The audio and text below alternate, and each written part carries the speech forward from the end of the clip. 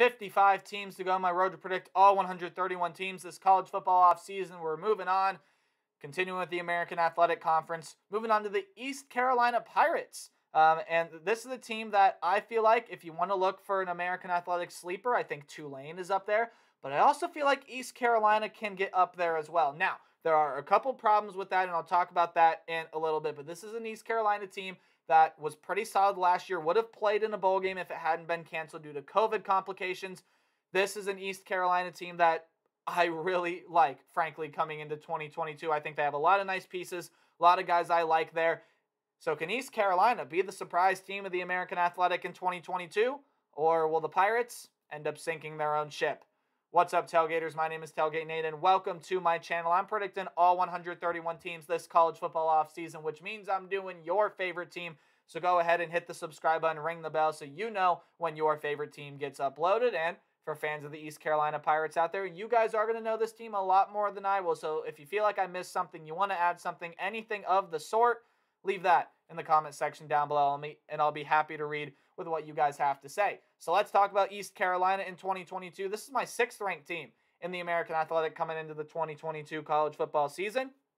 And we'll talk about why that is here in a little bit. I think this is going to be a solid team this upcoming year, and it was a solid team last year. They were 7-5 overall, 5-3 in conference play. Again, if it weren't for COVID complications and things like that, this team would have played in a bowl game in 2022 or in 2021. So looking to get back to a bowl game in 2022. Taking a look at some stats from this team last year offensively, pretty good numbers: 433 yards per game with around 30 points per game. And then defensively, just under 400 yards a game, allowed around 394 yards per game allowed with around 26 points per game allowed. So some good numbers on both sides of the ball for East Carolina, and they're going to look to replicate or even improve on that in 2022. However, there are some problems here. You do have a lot of weapons leaving this team. It starts out at the wide receiver position. I mean, your 3 top receivers are gone. That's Tyler Snead, who had 855 yards and 4 touchdowns. CJ Johnson, who was originally going to come back. He had 520 yards and a touchdown, and has since been suspended by the team. So currently is not an active player. Who knows if he jumps in at any point this year. From what I've seen, likely he doesn't play in 2022, which is saddening because he would have been the leading receiver coming back for this team. Now they're going to have to look for yet another guy to step up. But they're also losing their 3rd leading target, Adi Omotosho, 40 receptions with 593 yards and 3 touchdowns a season ago for him. So you lose that production as well. Again, CJ Johnson, I want to clarify, is not off the team. Well, I guess technically he currently is, but CJ Johnson, while he has played East Carolina and he's at the university, he's suspended by the football team, to my knowledge. Okay, defensively, your leading tackler, Bruce Bivens, is gone. 57 tackles, 2 sacks a season ago. That production's gone. Also, Aaron Ramsor, you lose his production. And this team's defensive back group got decimated. You got guys like Nolan Johnson and DJ Ford, who were pretty solid players, that you lose their production as well. But, oh, my friends, to lose a defensive back duo like Jaquan McMillian and Warren Saba, it is a lot. I mean, McMillian, 56 tackles, 15 passes defended, 5 interceptions with a pick 6 there as well. Warren Saba had 5 passes defended, had 4 interceptions for this team a season ago. I mean, this was a defensive back group that was just nuts last year in terms of just the raw statistics. I thought when I watched East Carolina last year, they played pretty well as well. They're going to be missing those 2 guys on the defensive end. But you know who they don't have to replace? The quarterback position. As we look at the players returning and coming in, Holt Naylors is back at the quarterback position, had 3,126 yards, 18 touchdowns, 10 interceptions a season ago, was also the team's 3rd leading rusher with 204 yards and 6 touchdowns. Believe sack yardage is included in that. And then when you look at this East Carolina offense, a lot of it I think is going to run through Holt Naylors and also Keaton Mitchell and Rajay Harris, who we'll talk about in a little bit. But Holt Naylors, I feel like if East Carolina is going to be that surprise team in the American Athletic, that team that just kind of comes out of nowhere and says, boom, here we are, Holt Naylors has got to improve the little things in his game, right? Only 18 touchdowns. I think he can easily have 25 this year. 10 interceptions. Cut back on that number. Get it in the single digits at least. And Holt Naylors, I think you can put together a really good season. I think the talent is there. I think the passion is there. Two things that you need to have a solid season. I think Holt Naylors can do it. Running backs Keaton Mitchell and Rajay Harris are back. Keaton Mitchell was a 1,000-yard rusher last year at 1,132 yards and 9 touchdowns. Harris, 579 yards and 4 touchdowns. You're going to have that as your running back duo in 2022. Wide receiver-wise, you get Josiah Hatfield coming back, 294 yards, 3 touchdowns a season ago. You have a pair of tight ends coming back, Ryan Jones, who's on the list, 442 yards, 5 touchdowns. And then Shane Calhoun, the backup tight end, coming back, 190 yards, 2 touchdowns a season ago. But they're also getting a transfer coming in as well. Jalen Johnson is transferring in. The school he is transferring in from is escaping me off the top of my head. All I know is that is a big pickup for this East Carolina team, and a player that I think East Carolina is going to be really happy with once he gets on the football field. Defensively, Rick DeAbreu, Elijah Morris on the defensive line, linebackers Miles Berry, Jeremy Lewis, Xavier Smith, and then in the defensive back position, Malik Fleming, Jere Wilson, and then Tegan Wilk. Guys that are coming back there as well. Some guys of note there, Miles Berry was the 3rd leading tackler and is the leading tackler coming back, had 53 of them. Jeremy Lewis had 4 sacks last year for this team. When you look, Rick DeAbreu had 3.5 sacks, Elijah Morris, 3.5 sacks. Some other guys that I could have thrown in and mentioned there as well. This is still going to be a solid East Carolina team, and hopefully you guys can start to see the reasons why I may have this team as my sleeper pick in the conference. However, there is one problem with that. Record-wise, they may not get better, as when you take a look at this schedule and you look at their non-conference games, that first one of the year is daunting at home against NC State. Now, NC State figures to be at least a top 15, if not top 10 team coming into 2022. A lot of people are hyping up this Wolfpack squad, and it should be it should be a really, really impressive team, a team that can push for the ACC title. And East Carolina's going to have a tough time with that game. Old Dominion is there as well. They were a bowl game team last year. They're moving to the Sun Belt Conference. We'll see how they do in the new conference. By the way, that's the conference I'm covering next. You want to stick around for that.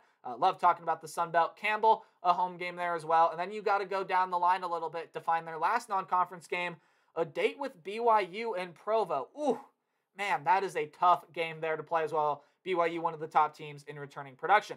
Conference games, home games against Navy, Memphis, UCF, and Houston. Road games, against South Florida, Tulane, Cincinnati, and Temple.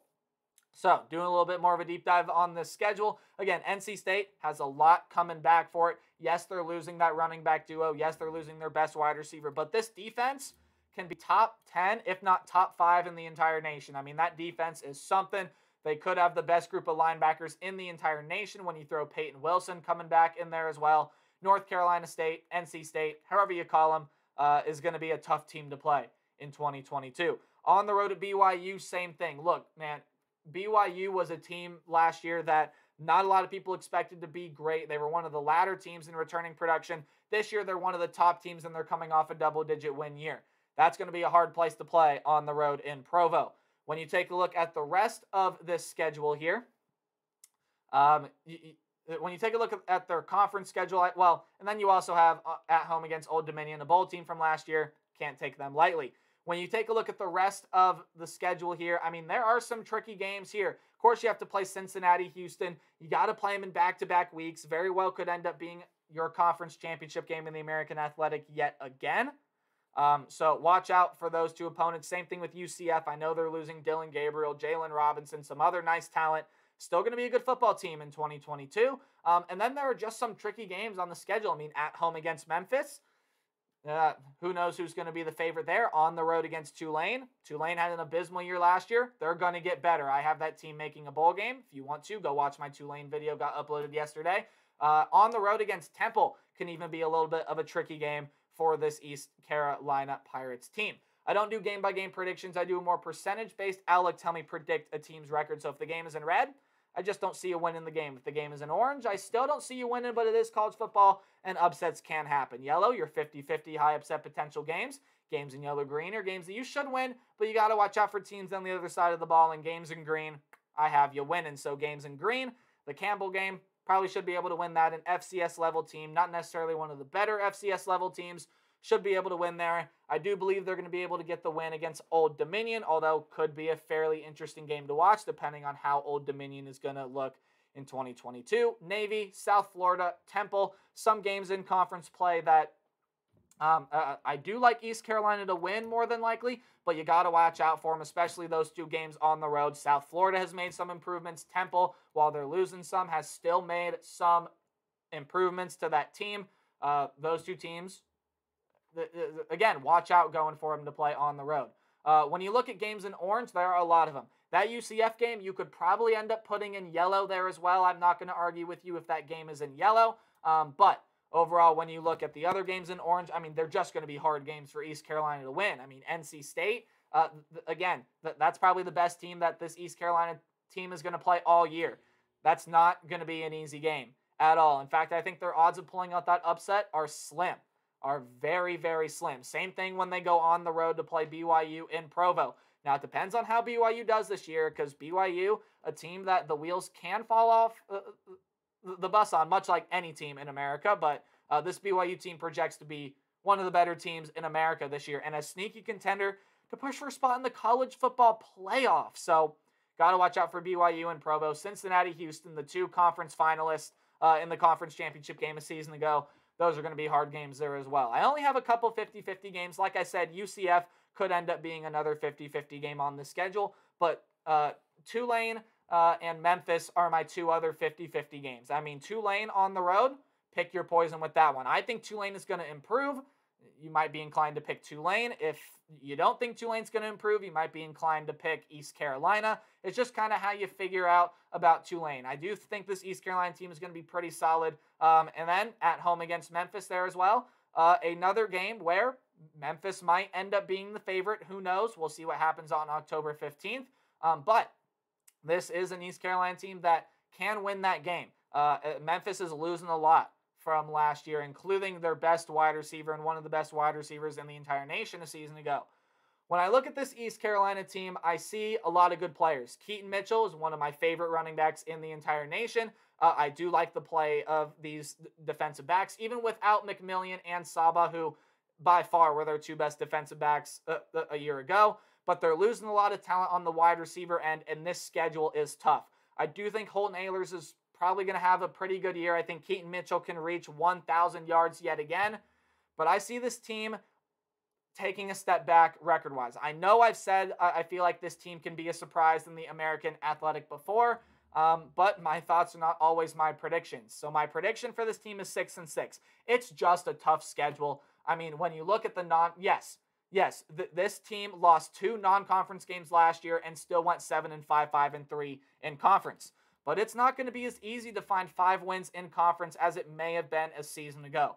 However, I can see this team rocking an 8-4 record. I think this team is good enough and it has good enough players.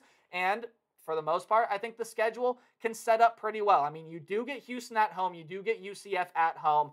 I got this team at 6-6 in 2022. I think they're going to be good. I think they're going to make a bowl game, but maybe not the American sleeper that some people might think. So that's my predictions on the Pirates in 2022. Thank you all so much for watching. Be sure to like, comment, subscribe. Anything you can help support the channel. And remember to play hard, but tailgate harder. See all you guys in the next video. Goodbye.